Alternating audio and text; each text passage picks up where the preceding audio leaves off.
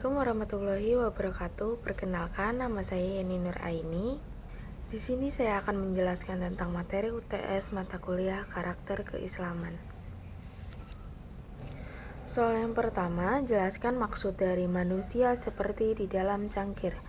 Sebagai simbol keterbatasan manusia dalam menjalani hidup dan mengingat bahwa kita hidup hanya untuk beribadah kepada Allah.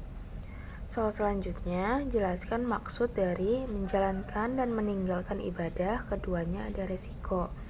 Menjalankan ibadah dan meninggalkan mempunyai resiko masing-masing. Menjalankan ibadah mempunyai risiko seperti kesombongan, haus pujian, sehingga lupa kalau menjalankan ibadah kepada Allah bukan untuk mendapat pujian dari orang lain. Meninggalkan ibadah yaitu menjadi jauh kepada Allah, menyimpang dari petunjuk Allah dan juga mendapat dosa dan siksaan. Soal selanjutnya, jelaskan maksud dari ibadah kita, ibadah butuh bukan ibadah hamba. Karena ibadah hanya kepada Allah, bukan untuk mendapat pujian dari orang lain.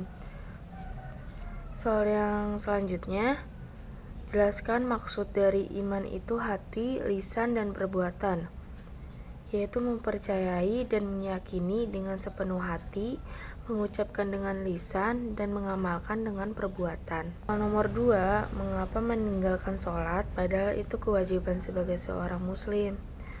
Sholat hukumnya wajib sebagai seorang muslim, kecuali ia mempunyai alasan seperti haid untuk perempuan, orang yang hilang akal, belum balik. Jika ia tidak sholat hanya karena malas, maka ia mendapat dosa dan neraka tempatnya. Allah Subhanahu wa Ta'ala dalam Al-Quran berfirman, sesungguhnya sholat itu adalah kewajiban yang ditentukan waktunya bagi orang-orang yang beriman. Quran Surat An-Nisa ayat 103. Oleh karena itu, kita perlu berdoa kepada Allah agar diberikan kekuatan untuk selalu taat. Soal yang ketiga, begitu banyak karunia dan nikmat yang Allah Subhanahu wa Ta'ala berikan, kenapa Anda masih melanggar larangan-larangan yang sudah diterapkan? Karena manusia sering tergoda dengan godaan dunia, sehingga lupa nikmat dan karunia Allah Subhanahu wa Ta'ala. Selain itu, ujian hidup, godaan setan, dan kelalaian membuat kita lupa atas nikmat dan karunia Allah.